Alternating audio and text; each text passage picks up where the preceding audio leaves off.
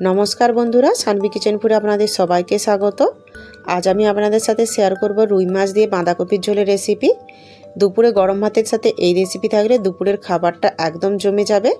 আর এই রেসিপিটি তৈরি করতে বিশেষ কিছুই লাগবে না, বাড়িতে থাকা সাধারণ উপকরণ দিয়ে তৈরি করে নিতে পারবেন এবং খেতে হবে দারুণ টেস্টি। তো পুরো ভিডিওটি দেখার জন্য আপনাদের কাছে অনুরোধ রইল এবং রেসিপিটি ভালো লাগলে লাইক কমেন্ট করতে কিন্তু ভুলবেন না। চলুন তাহলে শুরু করা যাক। এখানে আমি 4 পিস রুই মাছের চাকা নিয়েছি একটা মিডিয়াম সাইজের বাঁধাকপি, একটা মিডিয়াম সাইজের আলু, 1 টেবিল স্পুন আদা রসুন বাটা, একটা বড় সাইজের টমেটো, দুটো মিডিয়াম সাইজের পেঁয়াজকে আমি খুব পাতলা করে কেটে নিয়েছি। প্রথমে আমি মাছটার মধ্যে নুন আর হলুদটা মাখিয়ে নেব। দিয়ে দিচ্ছি স্বাদমতো নুন, অল্প হলুদ গুঁড়ো। নুন আর হলুদটাকে আমি মাছের সাথে খুব ভালো করে লাগিয়ে নেব। নুন হলুদটা আমি মাছের সাথে খুব ভালো করে মাখিয়ে নিয়েছি। এবার আমি মাছগুলোকে ভেজে নেব। মাছগুলো ভাজার জন্য আমি আগে থেকে তেল গরম বসিয়ে দিয়েছিলাম। তেলটা আমার খুব ভালো করে গরম হয়ে গেছে। এবার আমি একটা খুন্তির সাহায্যে খুব ভালো করে তেলটাকে কড়াইয়ের চারিদিকে লাগিয়ে নেব, যাতে মাছগুলো কড়াইতে লেগে না যায়। এবার আমি তেলের মধ্যে নুন হলুদ মাখানো মাছগুলো দিয়ে দিচ্ছি। মাছগুলোকে হাই ফ্লেমে উল্টে পাল্টে লাল লাল করে ভেজে নেব। মাছগুলো যতক্ষণে ভাজা হচ্ছে ততক্ষণ আমি বাঁধাকপিটা কেটে নেব। এখানে বাঁধাকপিটা কিন্তু আমি পুরোটা ব্যবহার করব না। বাঁধাকপির বোখার দিকের অংশটা আমি খুব ভালো করে দেখুন কেটে নিচ্ছি। এবার আমি বাঁধাকপিটাকে লম্বালম্বিভাবে 4 টুকরো করে নেব।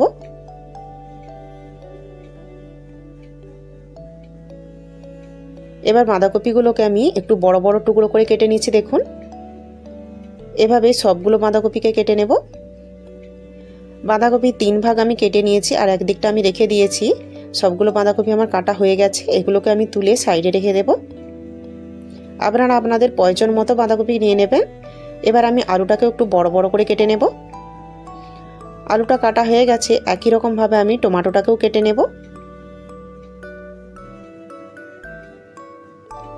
টমেটোটাকেও আমি দেখুন একটু মোটা মোটা করে কেটে নিয়েছি। আর টমেটোর বীজখানের যে অংশটা সেটাকে আমি ফেলে দিচ্ছি। টমেটো আর আলুটাকে আমি সাইডে রেখে দেব। এদিকে মাছগুলোকে আমি উল্টে পাল্টে দেখুন একদম লাল লাল করে ভেজে নিয়েছি। এবার আমি মাছগুলোকে তুলে নেব।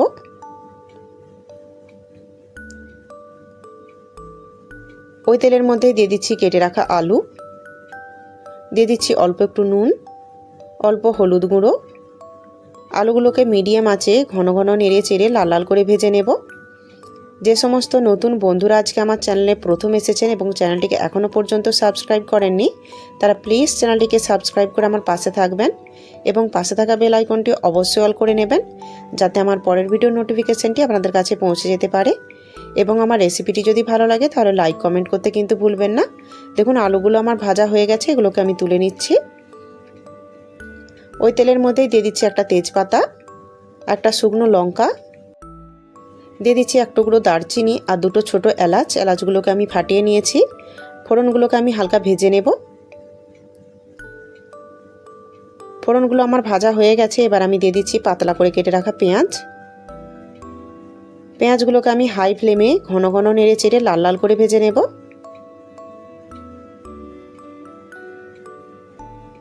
পেঁয়াজগুলোকে দেখুন আমি ঘন ঘন নেড়ে চেড়ে লাল লাল করে ভেজে নিয়েছি। চুলা আঁচটা আমি এখন মিডিয়ামে করে নিয়েছি। দিয়ে দিচ্ছি আদা রসুন বাটা। আদা রসুন বাটাটাকেও আমি খুব ভালো করে ততক্ষণ পর্যন্ত কষিয়ে নেব যতক্ষণ না মশলা থেকে তেল ছেড়ে আসছে।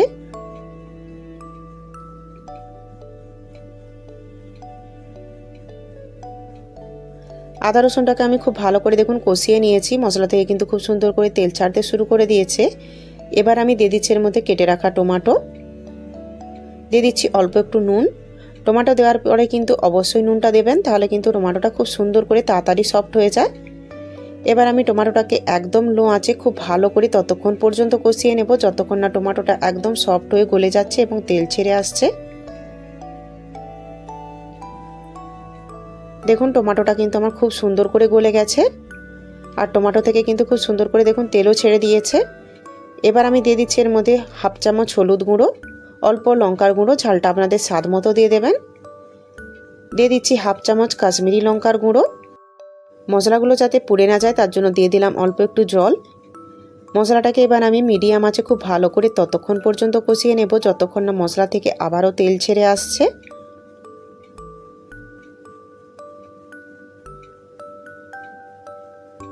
দেখুন মশলাটাকে আমি খুব ভালো করে 2 মিনিট মতো কষিয়ে নিয়েছি আর মশলা থেকে কিন্তু খুব সুন্দর করে দেখুন তেলও ছাড়তে শুরু করে দিয়েছে।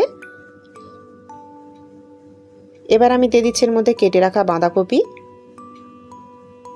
খুব ভালো করে একবার মিশিয়ে নেব যাতে মশলাটা পুড়ে না যায়।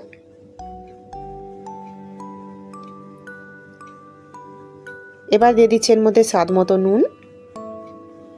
বাঁধাকপিটাকে এবার আমি মিডিয়াম আঁচে খুব ভালো করে ততক্ষণ পর্যন্ত কষিয়ে নেব যতক্ষণ না বাঁধাকপিটা একটু সফট হয়ে যাচ্ছে।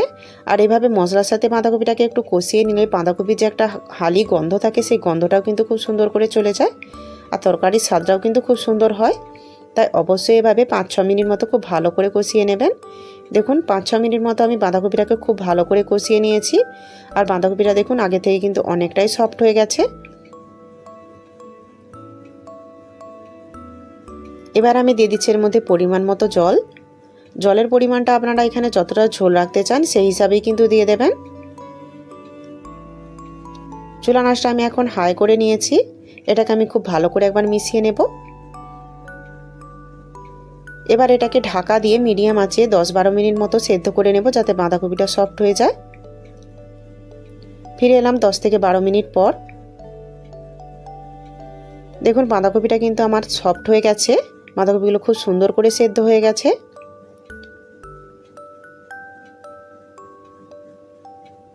এবার আমি দিয়ে দিচ্ছি এর মধ্যে ভেজে রাখা মাছ আর আলুগুলো। খুব ভালো করে একবার মিশিয়ে নেব।